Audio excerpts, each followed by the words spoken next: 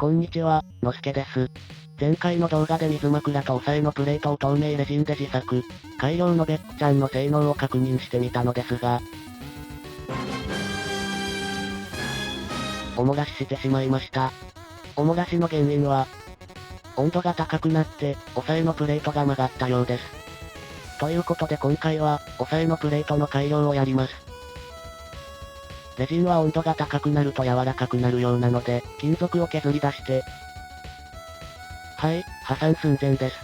さすがに CNC は買えないので、今回はハイブリッドで我慢することにします。あの人を呼んできて。こんな感じでえぐってもらいいの。3D プリンターで召喚。形状が複雑だったので、サポート材を駆使したのですが、どうしても造形太りが、仕方がないので、フライス板で面を仕上げます。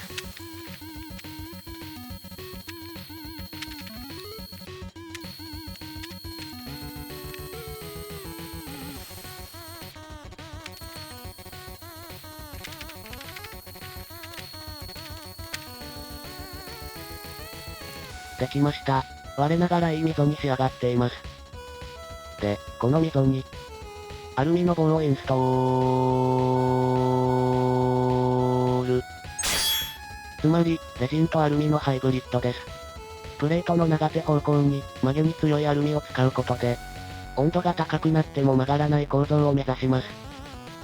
アルミの角が尖っていて、先端恐怖症の脅威なので、ヤスリで仕上げていきます。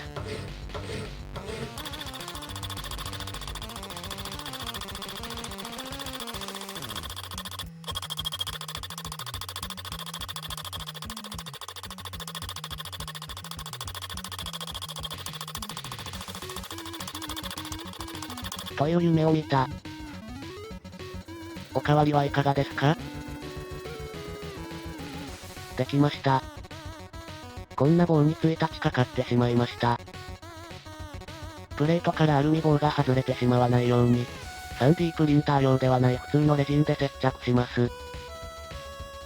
合体させて、紫外線を照射。完成です。サンドイッチされたアルミ棒の存在感がパない。手ではびくともしない強靭さを手に入れました。時間かかったけど、R もヘアライン仕上げでいい感じ。サクッと組み付けて。ラグ、注入からの。スイッチ、オン。無問題で起動、CPU-Z で負荷をかけています。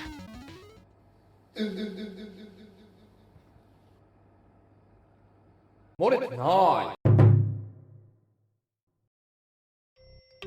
前回の動画のコメントで、というのが多かったので、試してみます。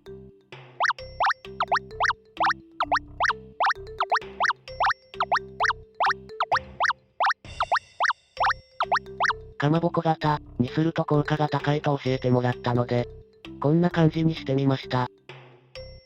3D プリンターで召喚。ハイブリッドのように溝を作る必要がないので、サポート材なしで、できました。水中に自降下させて、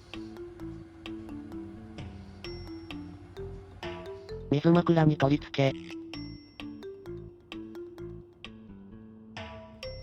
スイッチ、オン。CPU-Z で負荷をかけて、